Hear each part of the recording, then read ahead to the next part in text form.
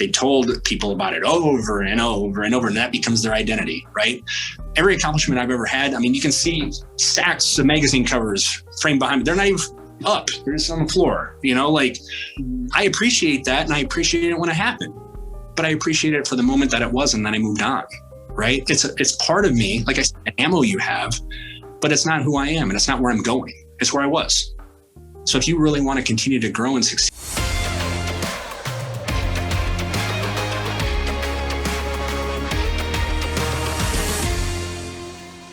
hello, everyone. Thank you so much for joining another YouTube video. I'm so excited today to introduce you guys, our guest of honor today.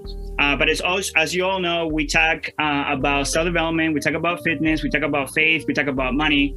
And we do this with individuals that are performing at the highest level. And speaking of higher levels and highest levels, I want to introduce you guys, our guest today, and it's Brandan. You know, my first language is Spanish, brother. So if I say your last name wrong and something comes across here as another word, I apologize in advance. But Brandan Fokken, okay, he has a long journey in fitness, and I've been following this guy since I started. And I started literally 2013, 2014. So it's been quite a journey. So I really wanted to bring him into the channel just to, find out about him, really what has given him the confidence to become an Ifbb pro, to become a sponsor athlete, to be a father and manage a business, all these things, that he does in the day-to-day, and staying, hopeful and faithful that everything works out as he keeps, doing what he's doing right now. So with this being said, Brandan, I'll give you an opportunity to introduce yourself, and then we'll take it from there, brother. All right. As you said, my name is Brandan Fokken. I've done a ton of the fitness industry over the years. I've been at it about 20 years. I didn't really see the fruits of my labor, so to speak, until, I hit my 30s. I was 30, actually. I started in bodybuilding as before they even had the physique division. And, it was definitely a place that I fit into right away. And if you look back at the beginning of the physique, startup, the physiques were very different than what they are today. Yeah. And, it's still something that fit me. And at the same time, social media had just started to take off. Back in the day, when I was growing up, I'll be 42 this year, which is crazy to say. We got everything from magazines. We didn't have, internet and all that. And we're in a time now where people are able to be so educated and look up anything that they want, and they can find coaches, and they can find the best of the best out there all over the place. And back in the day, it was literally Flex magazine, Muscle and Fitness magazine. And that's where I got started. And the social media realm of things enabled somebody like me, I would say I'm that regular guy, to actually become somebody in fitness, and I think I grasped it sooner than a lot of people. With competing, with putting myself out there on social media, I took a different approach because, I was a wellness director for a major company at the time, and I didn't need to succeed in the fitness world per se. I'd already been successful in business and as a trainer and as a wellness director and everything else. So I didn't have anything to lose. I didn't have to sacrifice my morals or anything like that. I posted content that I wanted, and, I entered contests that I wanted. And, I started to find a lot of success doing that without having to do what other people did to make it, so to speak. Compromising your integrity, kind of, right? Yeah, exactly. So I started, competing at 30. By the age of 32, that's when I won the bodybuilding.com smokes model contest. And bodybuilding.com, king of all kings at the time. They had like 4 million unique visitors a month. Like it was amazing. To be a signed athlete with one of them, because you couldn't just become an athlete. They didn't just sign people regardless of who you were, how popular you were. And what I did is I took that and I used their credibility to enhance my ability to land sponsorships. And before you know it, I had like 15 sponsors, everything from clothing to food to oatmeal to peanut butter to, I was the face of Dymatize. I was the face of Beast, the face of, multiple other companies over the years, and none of them conflict with other companies. So I was able to do that. And, at the time, that's when the fitness aspect on social media was really growing. And I still never tried to grow my platform. I just posted what I wanted, and I was lucky that I grew a following through that. I remember when Bradley Martin first got on Instagram, and I knew him before he had a following, he told me, he's like, bro, like, this is the thing. This is the thing. And you see him now with millions of followers and success. And, I can say I knew him and many others before they had that type of following, and got to see what kind of people they were then or now. And that's not saying anything derogatory. I'm just saying, so many people have become so famous through social, and they built immense, money making businesses, and they're all over the place, and that's great. That was, I guess, never my goal. I grind in a different way, and I've got sustainability. Obviously, like I said, being coming up on 42 this year, and I'm still doing a lot of the things I used to do, but the industry has changed immensely. Before Instagram, a lot of Insta famous fitness people, and those people still exist, but I think a lot of them have lost credibility, so to speak. Right. 8 million products over the past 10 years. I think lifestyle right now, social wise, is what really, holds credibility, and where people really look at things and listen. Right now, the biggest thing I see now is the business entrepreneur. Everybody's an entrepreneur, and everybody's a business coach now, as opposed to a fitness coach. And more power, great. That's wonderful. Find something that you love and do it, just like with the fitness thing. But I think that's where things are trending now. And as you stated, I do a lot of different things, everything from, I'm a writer, I'm a speaker, I'm a wellness director. I've been for 12 years for various companies. I do whole health in-person training. I do online training. I work with actors and, celebrities and athletes and competitors and stuff like that. I'm an Ifbb pro athlete. I'm an Ifbb pro judge. I own Fokken Nuts Peanut Butter. I'm coming out with a protein bar this year. I'm coming out with a pet product this year. So I'm constantly grinding. A lot of it is under the radar, though. I don't put a lot of it out there anymore like I used to. I can also state, since my son was born, he's 4 years old now, that drive to be known and to put content out there and to be active in fitness and going doing photo shoots and stuff all the time, it isn't the same as what it used to be. My energy changed, and the funny thing is I'm still doing things. I would say I'm still relevant.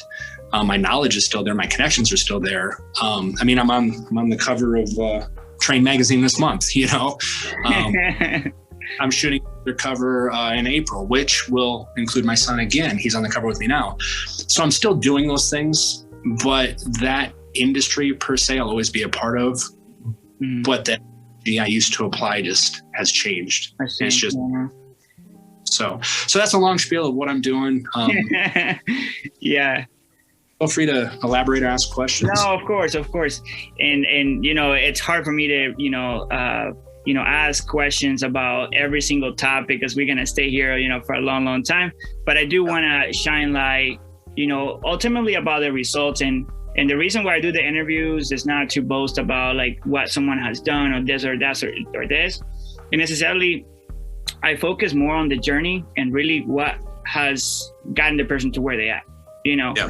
Because I'm pretty sure there's a lot of people that maybe grew up in the same area that you grew up in, but they're in different routes.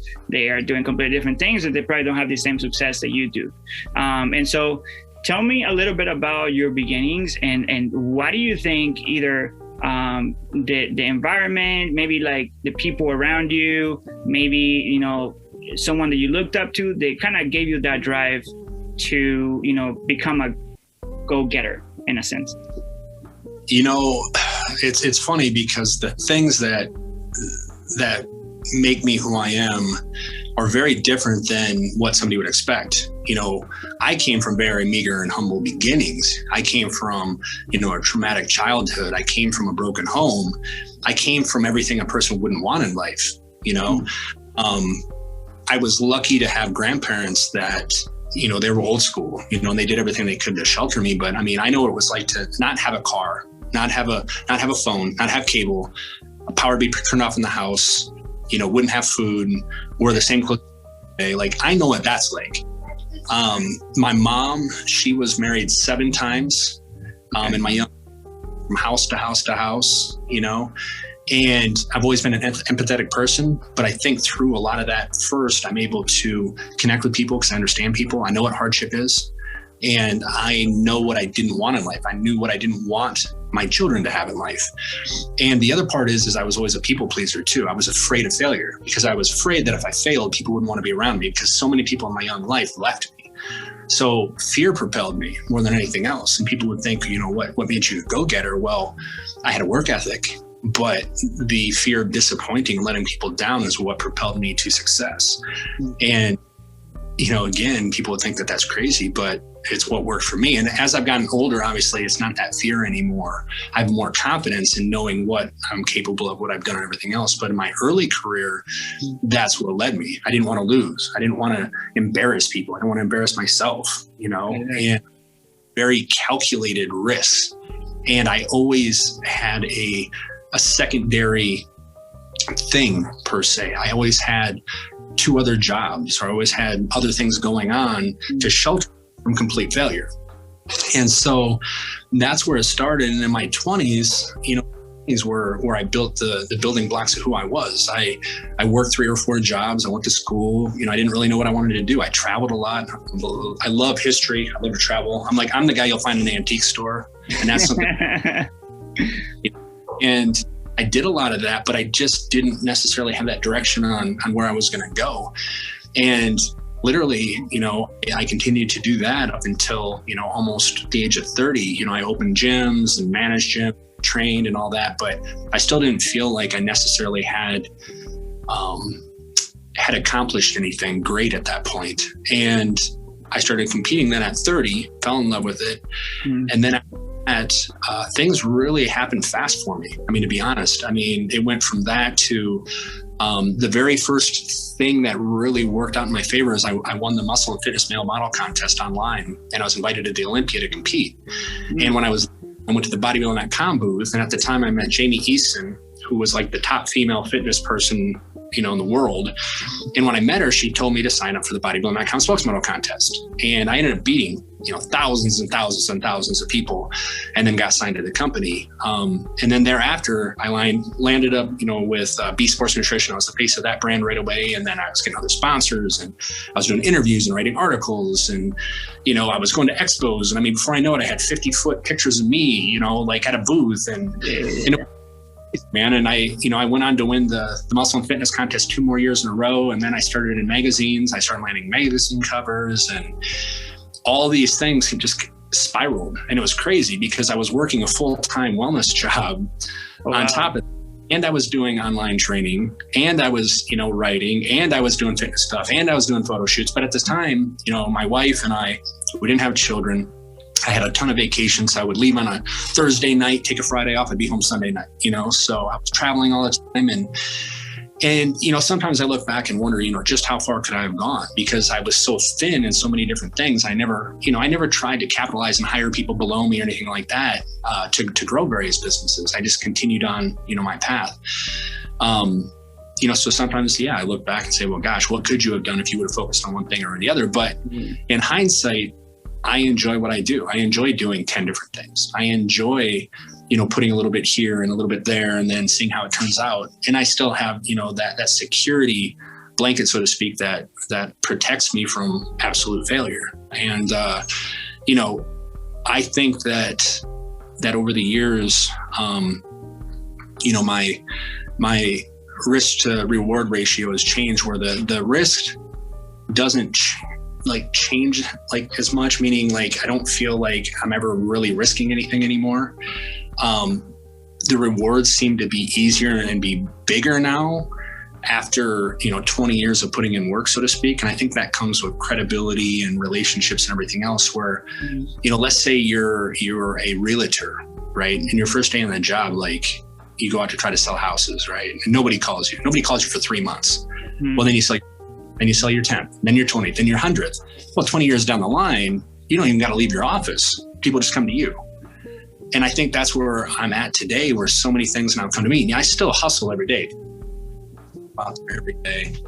I'm always working, I'm always grinding, I'm always quietly doing these things. But in a way, I feel like things have gotten easier. And maybe that's also, maybe my work ethics changed because my priorities changed. You know, my son is my number one right now. Creating a stable, secure environment for him is my number one. But it's funny as we work through things, because if I would have failed when I was younger, it could have been catastrophic. I could have lost my house or my apartment or my car or whatever. And I find myself here in my 40s now, and those risks have changed. You know, they're more here. They're not like, oh God, like let's not do that because we'll lose everything type of thing. You know, so I'm also able to do more things without fear, you know? My only question here is, do you feel like your drive has changed in a sense of like, I'll explain this analogy, right? Like I always explain the analogy of a shark in the fish tank. And the way you're explaining things to me now compared to before is, before you had kind of like, you know, you were trying to find that why, or like finding something, because you mentioned to me, you know, I felt like I wasn't accomplishing kind of something that meant something to you. As soon as you found fitness, it kind of happened quick for you. You know, there were so many things coming at you. But now that is built, now things come to you instead of you have to go and get them, right? But you still have that, you say you're still hustling and whatnot, but do you feel the drive is different in a sense of like having to maybe like working? It's like maybe before you would stay until like, you know, 2 a.m. writing an article, and now you just like, you know, it's not the same. Do you feel that has changed for you? I think it's creating balance. You know, like today I work, one of my busiest days is Sunday, and you know, I'm in the office right now, and with that, like I worked this morning, I took a break, I went and picked my son up, I took him to this, you know, little main event, you know, video game arcade. We hung out for 2 hours, took him home, I came back to the office. Yeah. Here, when I'm done with this, I'm gonna go pick him up, we're gonna go get dinner and hang out. And, you know, that's kind of what life is now. You know, I'll be at work and I take breaks in between to do other stuff. Work, family. And I'm very routine because I don't drink, I don't go out, I don't party, I don't do any of those things. You know, so for me, the other benefits, I can run businesses off of my phone. You know, I don't have to be there. You know, obviously social media has allowed us to run e-com without having to be present. You know, I have teams that work for me that do a lot of things for me that I can delegate to. I do hate delegating, I'll be honest. So it's taken a long time to get a team that I can trust. So the drive is different. It's more relaxed, but it's constant. Like I said, it's not before where it was just nonstop. I want to grow, I want to grow, I want to grow. Like I'm happy where I'm at. You know, people are like, I want to make dollars and do this. But I'm like, why? You know, why? You know, like what's the point? Like I would rather be where I'm at, never make any more money than what I'm already making, and live the life that I have, where I can leave and do this or do that, or take my son to the park, or we can jump on a plane and go back to South Dakota where I'm from for a week. You know, like I have that freedom now. Do I look at friends of mine like I'm sitting on their jet and I think, God, this would be cool? Yeah. If there was something that I could have in life that I think would be cool, would be to be able to afford a jet and fly wherever I want, because I love to travel. You know, I would go all over the place. I like that. But if I didn't have that, would it ever bother me? No. You know, I'm not a materialistic person. Like the jet aspect would be because it creates memories. You know, it allows you to be together and go places and see people and stuff like that. That stuff's far more important to me than a big house and a nice car and nice clothes and all that, you know? So the drive is constant. It's just, it doesn't get to a place where, you know, I'm willing to sacrifice what I have now. Could have later. And in the past, I would have sacrificed anything, man. Like I would go on a diet. Like I was at my dad's wedding, sitting at the main table, eating tilapia out of a freaking little container. Like, you know, I wouldn't eat Christmas dinner. Like whatever I had to be ready for, I would sacrifice time with friends and family and everything to do that. And I won't do that anymore. Yeah. You know, I have two questions. Primarily how, you know, because I mean, it's not, I feel like the people that are watching right now could say, you know, how someone has a mindset like that. You know, you mentioned the fear, but I mean, it might keep you for maybe 2 to 3 months, but like, how do you stay so consistent? Like, what do you think has been the key for you for the consistency? I think if you become good at multitasking, I'll be honest, man, competing in general and working at a high level, like job and everything else, if you can compete at the highest level and keep that straight and still perform at work and family and everything else, you can do anything. Teaches you so much. And so for me, I'm so used to multitasking. You know, when I pull up to my office job, you know, I will sit out in my car, I'll go through emails, you know, before I'm brushing my teeth in the morning, I'm making a post. You know, I've got like 14 social media pages, you know, so I do that, or I'll have a call. I used to, I hate getting on the phone, I'll be honest with that, but I will set appointments now for phone calls, Zoom meetings and stuff like that.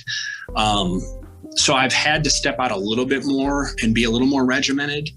But I think once you've done things for so long, it's like this, like people that are dealing with anxiety for the first time or depression, right? They don't know how to cope with it because they don't have coping mechanisms yet, right? It's the same process with work or development or anything else. When something doesn't go right or something's hard or something you don't know how to do, if you continue to put in the time, your coping mechanisms become so strong, the stress of it doesn't bother you because it's so routine. It's like, okay, I got to do this. It's not even like, now if somebody else was hit with my workload, they'd be like, oh my God, like this is crazy. But vice versa. If I walked into an accountant's office and tried to do their work, I'd freak out and run out. Right. Over time, they become so, you know, acute to what they're doing. It's just part of what they do. It's not even a big deal anymore. And you can do that with it. Just take baby steps to get there. Gotcha. So I give you props for, you know, just being able to manage so many things at the same time. And I'm sure your family is proud of you. And, you know, I got to say to the kid that was fearful, you made it, you know, in a sense of like having many things at the same time and accomplishing things, not necessarily materialistic, but accomplishing your goals and dreams in a sense of what you wanted to do. You know, it was, again, now priorities have shifted again, and people that follow me on social media, they'll probably see, you know, I'm currently going through a divorce right now, which is okay. You know, it's one of those things where, you know, people are like very supportive and they want to take your side and all that. There's only one side. It's both of our sides. And I'm blessed to be in a position in my life where my ex and I are the best of friends, right? And the biggest priority in our lives is our son. And so things have even shifted more over the past few months for me, where everything I'm doing, you know, knowing where I came from a broken home and everything, I'm not going to allow that to affect him. So more priority goes into making him feel good, to feel secure, to feel loved and everything else. And she's doing the same thing. And, you know, it's one of those things that I'm also restarting my life in some aspects. What does that look like? I didn't have to think about dating the last 8 years. I didn't have to think about a lot of different things that are going to come, you know, to mind at some point. And deciding what I want, if I want those things, you know, or if I'm just happy right now doing what I'm doing, spending time with myself, because that's really what my life revolves around. I appreciate the vulnerability with that, because I know it's not easy, and I speak from experience because I've been through a divorce myself, and I can speak and relate to the fact of starting over and having to think about, okay, so where's my life going now, you know, and where am I taking myself? You become singular, right? You don't have dynamic. You don't go on vacation with your wife and your son anymore. You know, just all those little things change, but that's okay too. And people don't realize that regardless of what you're going through, you know, you can't change how anybody acts or reacts to any given situation, but you can control how you act or react to any given scenario. And I refuse to have any relationship other than a positive one with my ex and with my son in this whole situation. And I'm on board with that. She understands that too. And obviously other people have issues when they separate and divorce and they hate each other and everything else. And, you know, we put in the work to make sure that doesn't happen, you know, and it's just like anything else. You gotta work at a relationship. And I'll be honest, there's aspects that likely we should have worked on a long time ago with our relationship, and we didn't. And this was the outcome, you know, so that should show you with anything in life, a relationship with your son or your mother or your father or your wife or your husband or your business. if you don't work at it every day, the end result isn't going to be what you necessarily want. Oh man, that's powerful.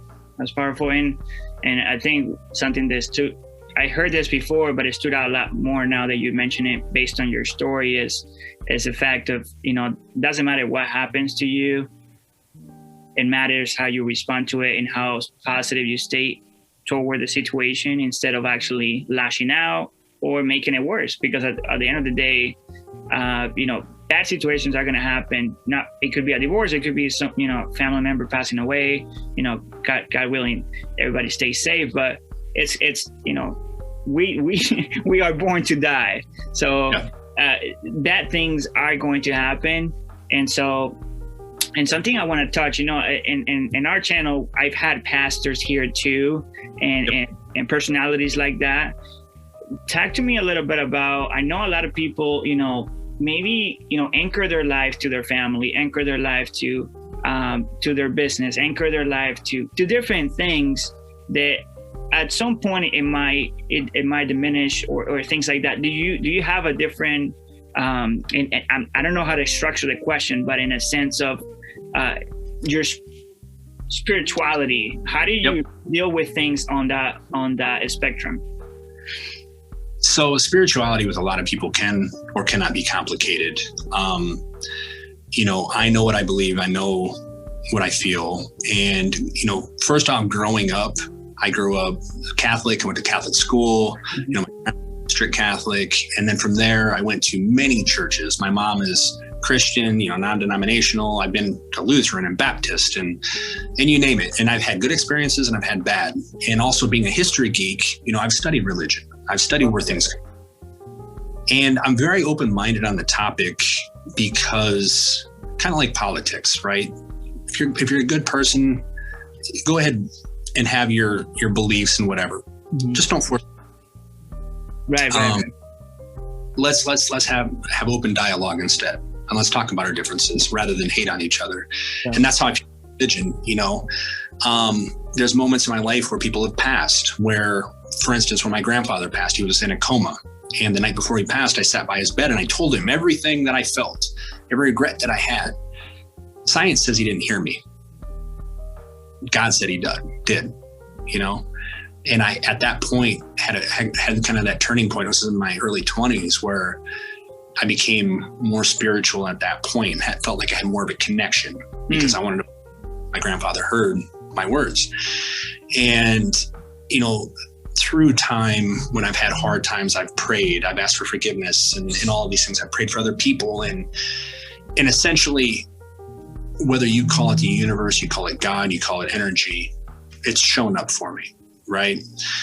Other people can believe whatever they want, and that's fine. I mean, if you look at the comparison of the majority of the big religions in the world, they're very similar anyway. Mm-hmm. You know, I mean, so my beliefs are, one, if you're a good person, you do good things, you pray, you give thanks.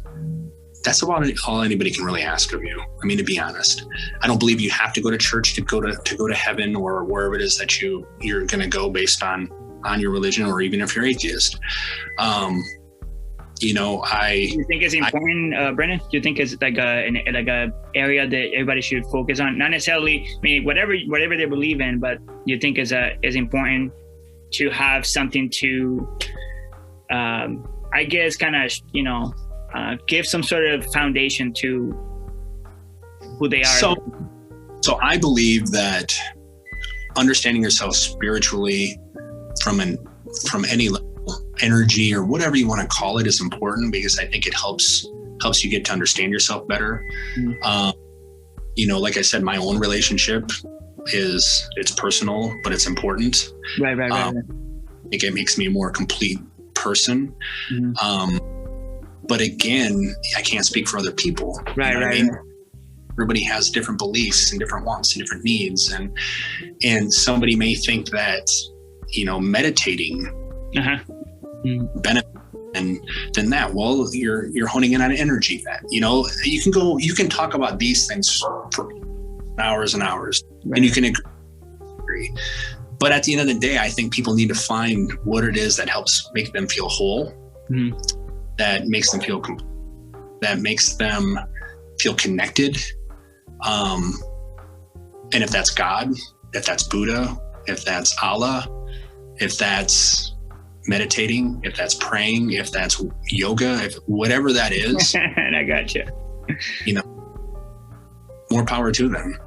Right. But I think finding ourselves as a whole is important, because I think when you are able to find yourself, understand who you are, accept who you are for all the good and all the bad, the accumulation of all you are, and accept that, that's where you get closer to whatever it is you believe in.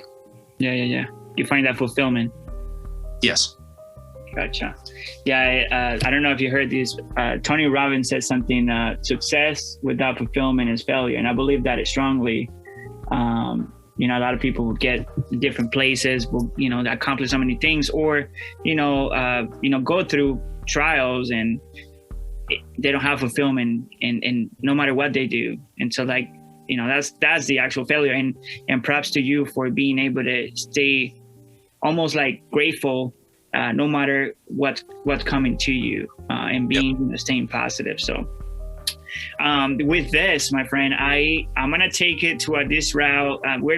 We just got to the top of the mountain. We're just gonna work our way down and try to close the interview.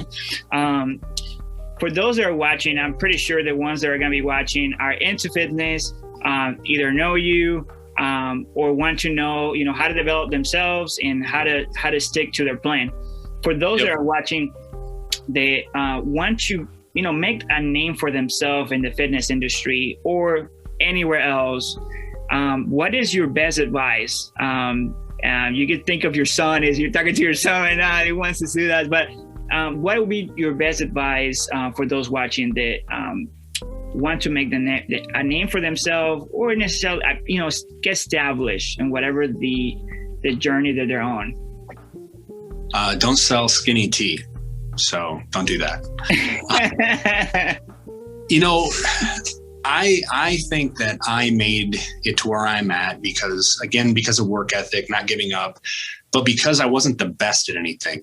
You know, I could say I'm the best in the room at something, right? But I was good at a lot of things. And that was my thing, right? Some people are the best baseball player or football player, or, you know, strongest, you know, bench press or whatever, right? Mm-hmm. Find the thing that wakes you up in the morning, that makes you happy, no matter what. That's not necessarily a job. That is something that you're passionate about day after day after day, right? And if you want to make it in fitness per se, again, the fitness industry has changed so much. It's so big, it's so broad.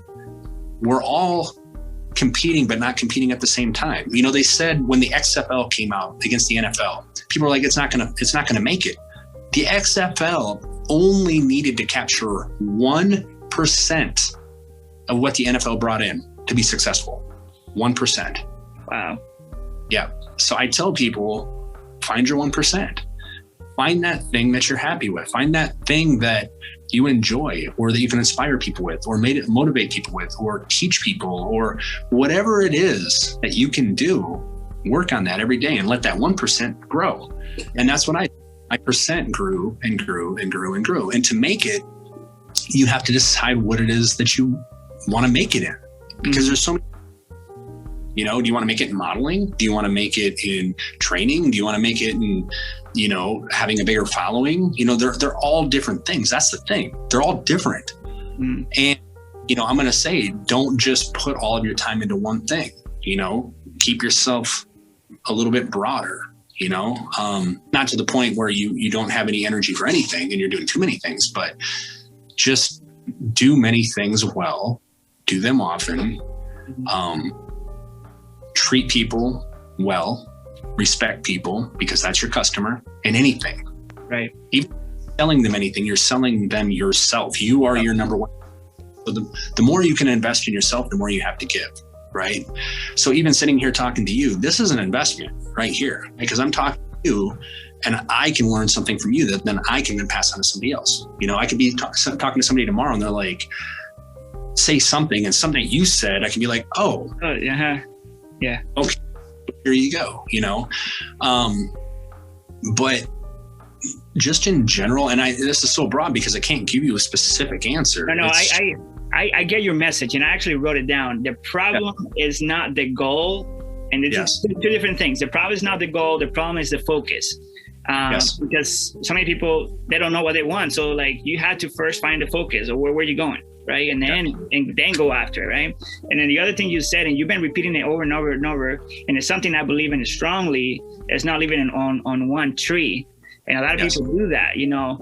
There is two spectrums to this analogy, because I've heard others say, you know, burn your bridges, because that will give you a lot more confidence and a lot more commitment to make it on that particular.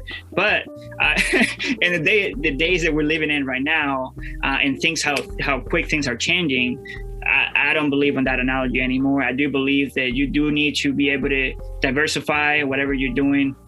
Like I work for a bank. I do this. I buy and sell cars. I mean, I do a bunch of stuff. And in reality is, you know, if you do want to be established and not have to worry about, oh, what my boss will say tomorrow, I might lose my job, or, you know, I have to perform these in this way because whatever, you want to create that stability and flexibility and comfort and peace in your day-to-day, you know, and you won't be able to find that if you're fully, you know, depending on that single tree, because if that tree doesn't give you the fruit of that day, then, you know, what's going to happen? Your family won't eat.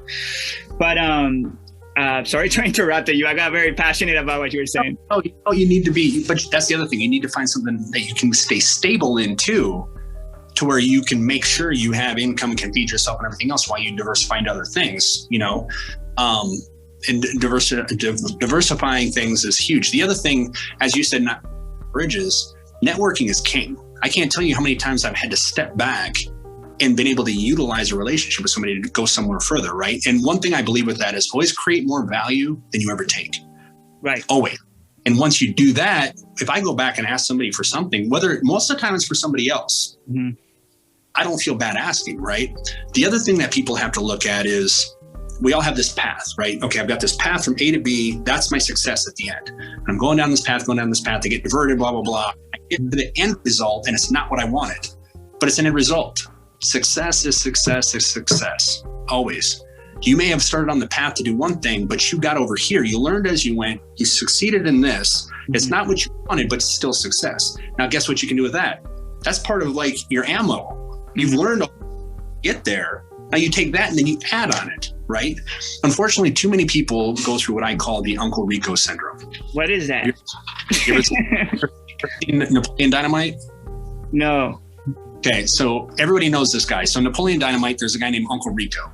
Okay. Uncle Rico is probably in his 40s, and all he talks about is high school football and how he was so good and he should have gone to the NFL, and man, if he had a chance, right? So what people do is they have their best moment, whether it's in high school, college, when they're 25, they accomplish something, right? They think, well, this is it. This is the highlight of my life. And now what do? They live within it forever. They never let it go. They're freaking 45. They're at the barbecue. They're still talking.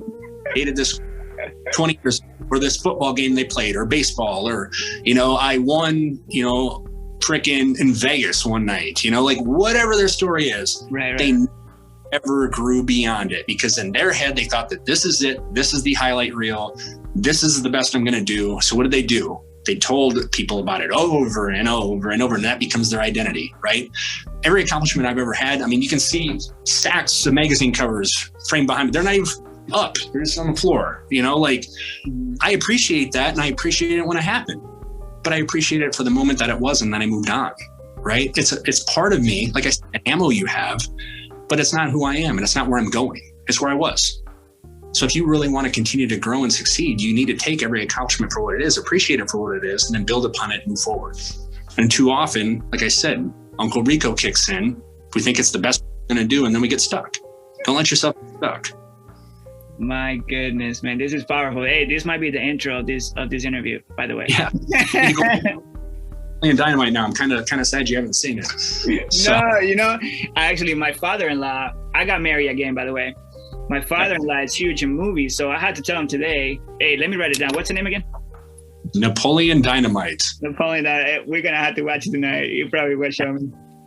You're going to like, what is this? Trust me. Oh, I know. The first time you watch it, they're always like, what? Hey, so let's take this fun and transition to what you got going on. I wanna give you these last two. It's gonna be last two topics.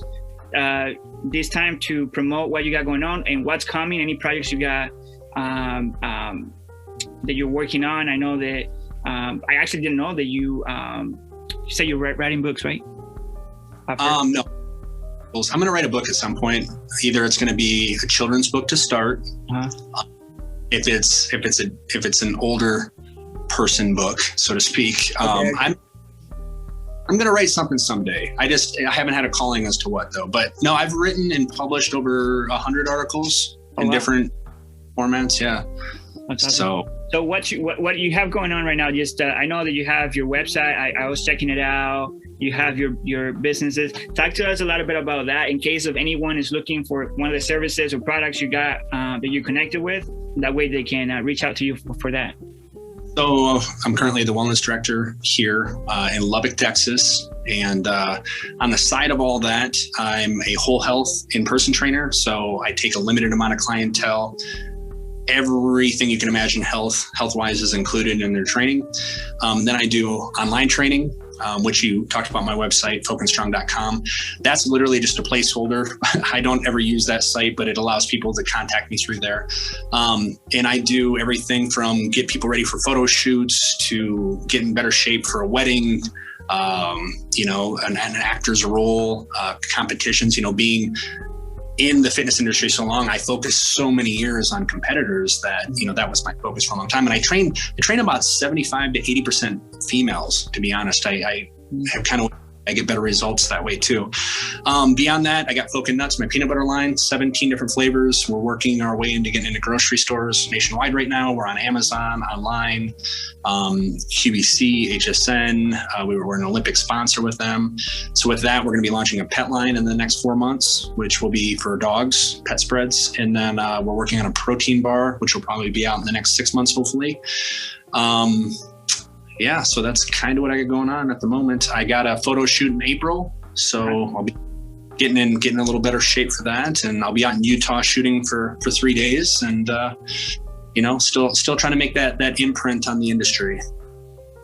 That's awesome. So primarily, I knew that you did coaching, but I didn't know that you were still a director, and I actually thought you were in Oregon. To be honest with you, I thought you were in Oregon. That's where my ex-wife is from. Gotcha. I'm from South Dakota, and now I'm in Texas. So we've been here for a year in Texas. Gotcha. So, but you guys were in Oregon before this, no? No, we would visit Oregon a lot. So you okay, that's why. Okay. It's because I used to live in Spokane, Washington, and every time I would see your content and whatnot, for whatever reason, I would see Oregon popped on your location or whatnot. So I thought you guys were from there. Brother, to close, I want to first, before closing all this, I want to thank you once again. It's been a pleasure, and it's been, an honor just to hear your story. And I want to thank you for your vulnerability once again, because I know it's not easy, especially since it's so, recent. And I hope you guys learned, the ones that are watching. And with this, the name of our channel is A New Level Podcast. And to close, I normally want to ask about what would be your message for those that want to take whatever they got going on to that new level. And with that, we'll close it. And I appreciate you, brother. Well, I appreciate you too. And life is good, man. I can't complain. So I appreciate you having me on, and potentially maybe in the future we can do it again. Taking your step to the next level, you're your number one asset, man. You got to be confident in yourself, make great relationships, trust in others. Anytime you want to grow, you need to multiply yourself most often. And a lot of that, truly understand the industry that you're working in, understand finance and money. That's important. Don't be afraid to ask questions. Don't be afraid to take time to go on and research and learn and listen to podcasts and everything else. There's a lot of people putting information out there every day. Don't take one rule is law, meaning if one person says you should take vitamin C, don't just take it. Do some research on why you should. Same thing with money or banking or investing or anything like that. Do your due diligence. You know, this is your life. Just because somebody said it doesn't mean that you need to run off and just do it because they said so. You know, so take the time, make calculated risks, invest your time, energy, and money into yourself. Work hard, be positive, build those coping mechanisms, and just know that every day everything's going to be all right. Woo. All right, guys. I hope you guys are leaving this interview super motivated. I'm leaving super motivated.